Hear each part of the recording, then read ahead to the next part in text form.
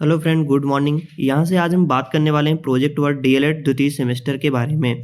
तो जैसा आप सब जानते हैं, इस समय प्रोजेक्ट का कार्य चल रहा है। तो यहाँ से हम विषय की बात करें तो कौन से विषय के लिए है, तो विषय प्रारंभिक शिक्षा के नवीन प्रयास। तो ये हमारा सेकंड, मैंने फर्स्ट वाला करा दिया है, वर्तमान भारतीय समाज एवं, देख सकते हैं आप उसको हमारे ही चैनल पर जा करके। तो यहाँ से सेकंड जो हमारा विषय है वो हमारा प्रारंभिक शिक्षा के नवीन प्रयास। तो चलिए स्टार्ट करते हैं वीडियो स्टार्ट करने से पहले आपको बता दें, यदि आप हमारे वीडियो पर नए हो तो चैनल को सब्सक्राइब जरूर कर दें और वीडियो को लाइक ज़रूर करें, जिससे हमें एक मोटिवेशन मिलती है। चलिए तो आगे यहाँ से बढ़ते हैं। हमने 2 टॉपिक लिखा, जिसमें पहला टॉपिक हमारा है बेसिक शिक्षा की परियोजना। बेसिक शिक्षा की परियोजना सन 1993 में प्रारंभ की गई बेसिक शिक्षा परियोजना 17 जनपदों में क्रियान्वित की गई है। यह परियोजना वर्ष 2000 में पूर्ण हो गई। आगे बात करते हैं। वर्ष 1997 में प्रारंभ की गई जिला प्राथमिक शिक्षा कार्यक्रम की द्वितीय श्रृंखला प्रदेश के 22 जनपदों में क्रियान्वित की गई, जो वर्ष 2003 में पूर्ण हो गई है। बेसिक शिक्षा के जन्मदाता महात्मा गांधी थे। बेसिक शिक्षा के जो जन्मदाता थे वो कौन थे? महात्मा गांधी थे। ये क्वेश्चन भी आया था हमारे बीटीसी के एग्जाम में, यानी कि आने वाला है। उनका विचार था कि शिक्षा की रूपरेखा ग्रामीण होनी चाहिए, वह जनसाधारण के लिए होनी चाहिए। भारतीय संस्कृति का उसके द्वारा पुनर्जागरण होना चाहिए और उसमें भारतीय जनता की समस्याओं को सुलझाने की क्षमता होनी चाहिए। वर्तमान में इसे उच्च स्तर पर फाउंडेशन कोर्स कहा जाता है। चलिए अगली हेडिंग के बारे में बात करते हैं। तो बेसिक शिक्षा का अर्थ हमारा अगला हेडिंग है। तो इसके बारे में हमने जो लिखा है, आप वीडियो पॉज करके आसानी से लिख सकते हैं।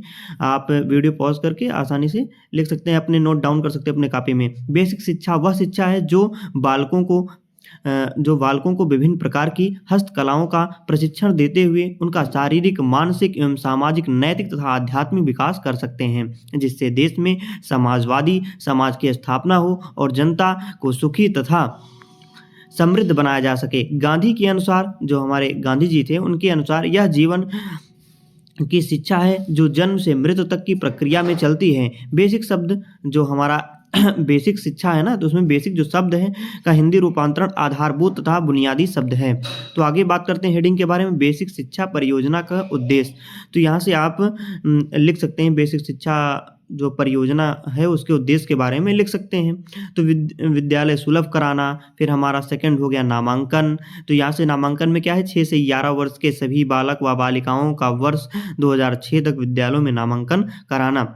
तो आप यहाँ से देख सकते हैं। और 6 से 11 वर्ष निःशुल्क शिक्षा की भी जो है योजना है। उपलब्धि प्राप्त करना। विद्यालयों में नामांकित बच्चों में न्यूनतम व अधिकतम स्तर की शिक्षा की सुविधा लगभग 5000 की ग्रामीण आबादी वाले क्षेत्र में प्रदान करना होता है। अब आगे बात करते हैं बेसिक शिक्षा परियोजना के अन्य उद्देश्य। अभी मैंने उद्देश्य के बारे में पढ़ा, अब कुछ अन्य उद्देश्य हैं, उनको भी देख लेते हैं। क्या है? प्राथमिक शिक्षा में अपव्यय तथा अवरोधन को समाप्त करना। 6 से 14 वर्ष तक की सभी बालकों को शिक्षा के अवसर उपलब्ध कराना। वंचित वर्ग तथा बालिकाओं को लाभान्वित करना। अगर वीडियो अच्छा लगे तो अपने दोस्तों के साथ जरूर शेयर करें और वीडियो को जरूर लाइक करें, कमेंट भी करें। जो आपको ना समझ में आए आप कमेंट कर सकते हैं। प्राथमिक विद्यालयों के नामांकन में बढ़ोतरी करना। शिक्षा की गुणवत्ता में सुधार। बेसिक शिक्षा परियोजना की कार्य क्या है? बीईपी, ठीक है ना। तो आप यहाँ से देख सकते हैं, देखिए इसका क्या है, बेसिक एजुकेशन आप प्रोजेक्ट मतलब होता है परियोजना। तो ये बेसिक एजुकेशन प्रोजेक्ट के कार्य जो है, प्रबंधीय व्यवस्था, अकादमिक व्यवस्था, आप यहाँ से देख सकते हैं। प्रबंधीय व्यवस्था क्या है, मैंने उसके बारे में बताया है, तो आप यहाँ से नोट डाउन करके लिख सकते हैं। और अकादमिक व्यवस्था क्या है, तो अकादमिक व्यवस्था भी यहाँ पे हमने लिखा है। उसके बाद हम बात करते हैं आगे। तो आप आगे हेडिंग देखिए, बेसिक शिक्षा के मौलिक सिद्धांत। बेसिक शिक्षा के मौलिक सिद्धांत, जीवन उपयोगी शिक्षा और निःशुल्क अनिवार्य शिक्षा, ये बेसिक शिक्षा के मौलिक सिद्धांत हैं। आगे बात करते हैं क्या क्या और सिद्धांत हैं। तो अहिंसा पर आधारित शिक्षा, स्वावलंबन तथा आत्मनिर्भरता। आगे बात करें समन्वय पर बल, शिक्षा का माध्यम मातृभाषा, यानी कि हमारी जो मदर टंग है। बालक का स्वतंत्र विकास, शिक्षा का आधार हस्तकला। शिक्षा का आधार क्या है? हस्तकला। आगे बात करें तो वही आदर्श नागरिक का विकास, ठीक है। आदर्श नागरिक यानी कि कोई शांत व्यक्ति होगा, अच्छा व्यक्ति होगा, उसी नागरिक का विकास होना। आदर्श नागरिक का विकास, यही हमारी एजुकेशन की प्रथम प्रायिकता है कि कोई भी जो होगा, जो एजुकेटेड होगा वह अच्छा होगा, आदर्श नागरिक होगा। बेसिक शिक्षा के गुण। बेसिक शिक्षा के गुण क्या हैं? तो उसमें दार्शनिकता होगी, सामाजिकता होगी, मनोवैज्ञानिकता होगी, आर्थिक दृष्टि से उपयोगी होगा। आगे बात करते हैं छठे पेज के बारे में। क्रिया द्वारा शिक्षा, श्रम का महत्व, समन्वयता, बाल केंद्रित शिक्षा, लोकतांत्रिक व्यवस्था। आप वीडियो पॉज़ करके लिख सकते हैं। बेसिक शिक्षा के दोष क्या हैं? अब हमने गुण पढ़ा, अब उसके बाद हम दोष भी पढ़ते हैं क्या है। निर्मित वस्तुओं की बिक्री की समस्या, कार्य समय का दोषपूर्ण विभाजन, शिक्षकों के हितों की उपेक्षा, धार्मिक शिक्षा की अवहेलना, वैयक्तिक भिन्नता की उपेक्षा। अब आगे बात करते हैं 7वें पेज पर क्या है। अब देखिए मैंने 2 टॉपिक लिखा था, तो ये हमारा दूसरा टॉपिक स्टार्ट हो चुका है। दूसरा टॉपिक क्या है हमारा? भारतीय शिक्षा में कर्जन के योगदान का मूल्यांकन।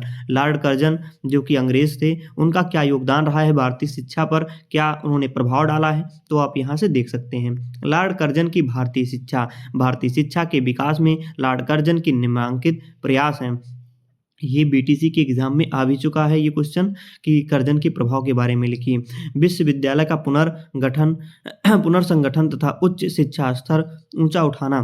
तो इन्होंने ये पहला इनका कार्य देखिए, लॉर्ड कर्जन ने अपनी शिक्षा संबंधी कार्यक्रमों में विश्वविद्यालयों के सुधारों पर सबसे पहले ध्यान दिया कि विश्वविद्यालय सुधारे जाएँ, जो उनमें कमियाँ हों वो सब सही करके ही उसमें एजुकेशन स्टार्ट किया जाए। सन 1902 में भारतीय विश्वविद्यालय आयोग की नियुक्ति, विश्वविद्यालयों की स्थिति और उनकी भविष्योन्नति की जांच करने, उनके विधान और कार्यप्रणाली को सुधारने तथा उनका शिक्षण स्तर ऊंचा उठाने के लिए सुझाव देने हेतु की। अब यहाँ से दूसरा हेडिंग क्या है? माध्यमिक शिक्षा की गुणात्मक वृद्धि। तो ये लॉर्ड कर्जन ने इसको भी दिया है। लॉर्ड कर्जन ने माध्यमिक शिक्षा के संबंध में जो नीति अपनाई उसमें 2 विशेषताएं थी। तटस्थता को छोड़कर माध्यमिक शिक्षा पर सरकारी नियंत्रण लगा दिया गया। उसकी संख्यात्मक वृद्धि के स्थान पर गुणात्मक वृद्धि पर बल दिया गया। तो यहाँ पर मैं बोल भी रहा हूँ, जिससे अगर आपको लिखने में कोई परेशानी है तो आप वीडियो ऑन करके भी लिख सकते हैं, जिससे कि आप कोई शब्द में कन्फ्यूज ना हो।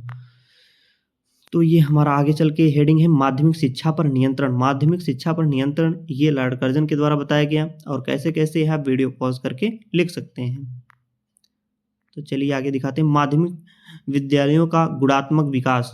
ये हमारा माध्यमिक विद्यालयों का गुणात्मक विकास। तो प्रत्येक जिले में एक सरकारी माध्यमिक विद्यालय स्थापित किया गया, जिसको आदर्श मानकर गैर सरकारी स्कूल, हाई स्कूल शिक्षण कार्य करें। देखिए मैंने कट कर दिया है, तो आप आसानी से लिखिएगा, जिससे आपसे कोई कट ना हो। आगे बढ़ते हैं, आगे आपको दिखाते हैं क्या है। तो 9वें पेज पर हम पहुंच चुके हैं यहाँ पर। तो 9वां पेज हमारा है प्राथमिक शिक्षा की उन्नति। प्राथमिक शिक्षा की उन्नति। तो प्राथमिक शिक्षा की उन्नति के संदर्भ में लॉर्ड कर्जन ने कुछ सुझाव दिए हैं, निम्न सुझाव दिए हैं। ठीक है, पाठ्यक्रम में लिखने पढ़ने के साथ कृषि की भी शिक्षा दी जाए। अध्यापकों को कृषि शास्त्र का अध्ययन करने का मौका दिया जाए, ताकि वे ग्रामीण विद्यालयों में कृषि की शिक्षा दे सकें। यदि आपको कोई कन्फ्यूजन हो तो आप हमारे व्हाट्सएप नंबर 8304450205 पर कांटेक्ट कर सकते हैं।